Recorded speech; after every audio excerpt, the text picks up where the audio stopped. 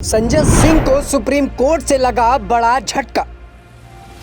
सत्येंद्र जैन की जमानत पर भड़के सॉलिसिटर जनरल। क्या बीमारी के नाम पर सत्येंद्र जैन मांग रहे जमानत?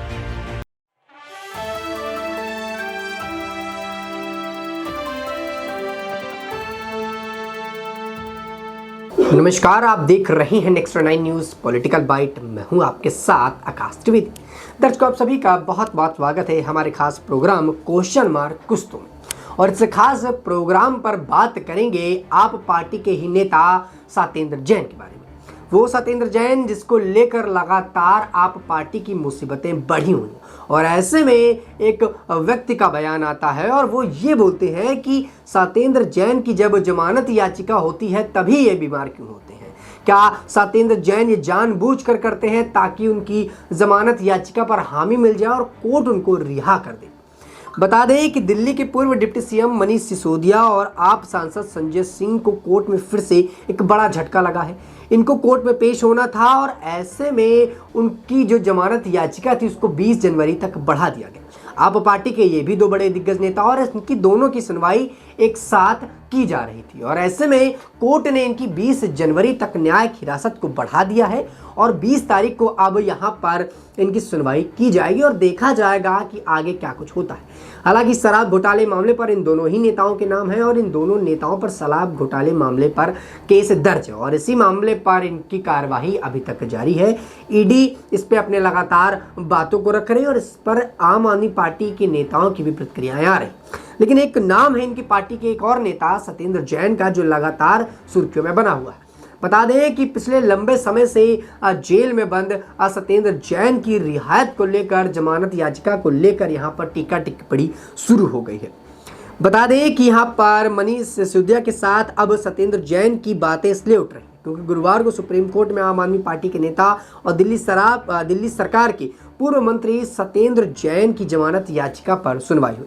इस सुनवाई के दौरान ईडी की तरफ से पेश हुए अतिरिक्त सॉलिसिटर जनरल एसवी राजू ने सत्येंद्र जैन की सेहत को लेकर हैरानी जताई। कहा कि जब भी जैन की जमानत याचिका पर सुनवाई होती है तभी वो बेहोश हो जाते हैं। एसवी राजू ने जस्टिस बेला एम त्रिवेदी और जस्टिस पंकज मित्तल की पीठ के समक्ष कहा कि ऐसा कहा जाता है कि बिजली कभी भी एक जगह पर 2 बार नहीं गिरती है, और सत्येंद्र जैन वाले मामले पर ये देखने को मिलता है क्योंकि जब भी इनकी जमानत याचिका की बात की जाती है ये बीमार हो जाते हैं। सत्येंद्र जैन बेहोश हो जाते हैं और एडमिट हो जाते हैं, जो कई बड़े सवाल करता है क्या इसके पीछे इनकी कोई राजनीति है, क्योंकि ये जमानत पाने के लिए बार बार अपनी तबीयत का ही हवाला देते हैं। बता दें इसके अतिरिक्त सॉलिसिटर जनरल ने कहा है कि जब भी जैन को जमानत चाहिए होती है वो मेडिकल आधार पर जमानत मांगते हैं और अस्पताल में भर्ती हो जाते हैं। जब भी कोर्ट में जमानत पर सुनवाई होती है तभी वो बेहोश हो जाते हैं, जो कि एक हैरान करने वाली स्थिति को पैदा करता है। हालांकि जैन की तरफ से सुप्रीम कोर्ट में पेश हुए वकील ने इन दावों को पूरी तरह से खारिज कर दिया और इसके बाद पीठ के मामले को 17 जनवरी की सुनवाई के लिए लिस्ट कर दिया। साथ ही तब तक जैन की अंतरिम जमानत को भी अगले आदेश तक यहां पर बढ़ा दिया गया है। बता दें कि सत्येंद्र जैन मनी लॉन्ड्रिंग के आरोपी हैं और इस मामले पर पिछले कई साल से और मई में उन्हें अंतरिम जमानत मिली थी। उसके बाद से जैन की जमानत अवधि लगातार बढ़ती जा रही है। दर्शकों, आपको बता दें कि आप पार्टी के 3 बड़े नेता, आप बात की जाए सत्येंद्र जैन की, मनीष सिसोदिया और संजय सिंह, ये तीनों जेल में और इनकी लगातार जमानत जो याचिका है उस पर सुनवाई को बढ़ाया जाता है और इनको बाहर नहीं आने को मौका मिल रहा है।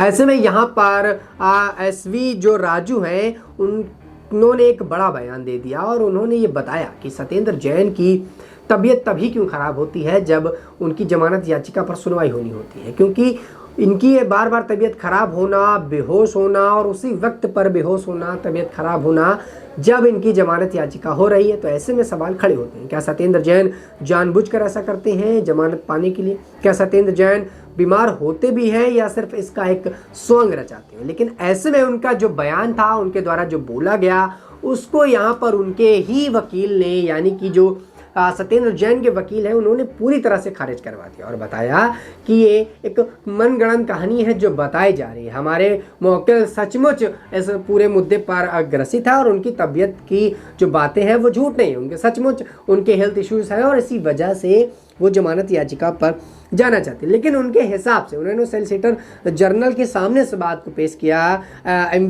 SV राजू ने कि ये काफ़ी ज़्यादा हैरान करने वाला है। हर बार मेडिकल के आधार पर यहाँ पर सत्येंद्र जैन अपने जो है जमानत को मांगते हैं, अस्पताल में भर्ती हो जाते हैं और जब भी कोर्ट में जमानत की सुनवाई होती है तभी वो बेहोश भी होते हैं।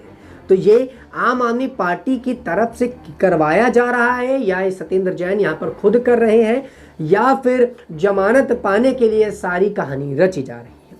ये बातें उन्होंने सॉलिसिटर जनरल के सामने रखी, लेकिन उनके वकील ने उसे तुरंत खारिज कर दिया और ये बता दिया कि ये सिर्फ महज बताने जैसी बातें हैं, केस को घुमाने जैसी बातें हैं और यहाँ पर उनके इस केस को लेकर तमाम प्रतिक्रियाएं दे दी गई। दर्शकों, देखने वाली बात यह है कि आखिरकार इन तीनों नेताओं को जमानत मिलती भी है या फिर नहीं, क्योंकि यहाँ पर मनीष सिसोदिया, संजय सिंह भी जेल पर है।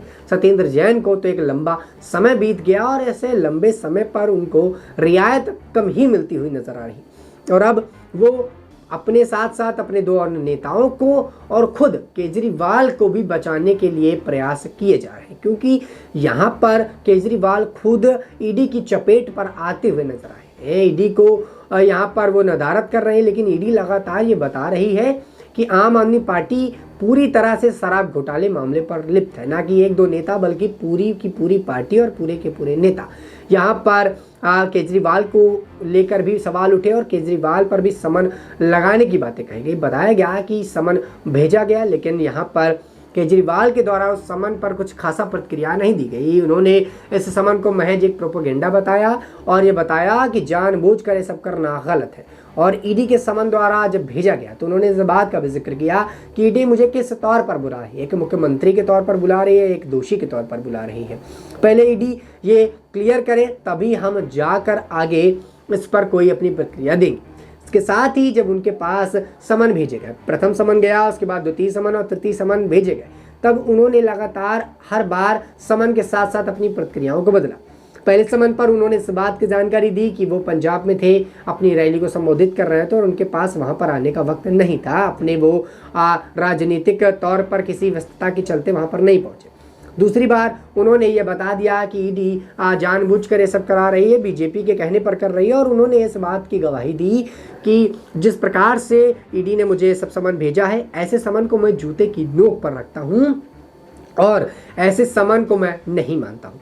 तीसरी बार पर उन्होंने इसे प्रोपेगेंडा एजेंडा बता दिया, जो कई बड़े सवाल खड़े करता है और ये बताता है कि क्या केजरीवाल और उनकी पार्टी सचमुच शराब घोटाले मामले पर लिप्त है या फिर नहीं, क्योंकि उनकी पार्टी के नेता इस पूरे मामले पर लगातार फंसते हुए नजर आ रहे हैं और खुद अरविंद केजरीवाल पर सवाल उठे। तो ऐसे में अगर केजरीवाल को ईडी के पास जाना चाहिए था, ऐसी लगातार बातें उठ रही हैं और उनको वहां पर जाकर अपनी प्रतिक्रियाओं को देना चाहिए था। और एक वजह ये भी बताई जा रही, कयास ये लगाए जा रहे हैं कि अरविंद केजरीवाल इसलिए भी नहीं जा रहे ईडी के पास क्योंकि अगर वो ईडी से के पास जाते हैं, ईडी से मुलाकात करते हैं, तो इससे उनकी पार्टी को खतरा है और कहीं ना कहीं उनके मुंह से वो सच्चाई ना निकल जाए, जिससे कि ये पता चल जाए कि इनकी पार्टी ईडी के द्वारा जो समन भेजा गया, ईडी के द्वारा जो शराब घोटाले मामले के बारे में जो बताया गया उस पर लिप्त है और इसी वजह से वो मिलने नहीं जा रहे।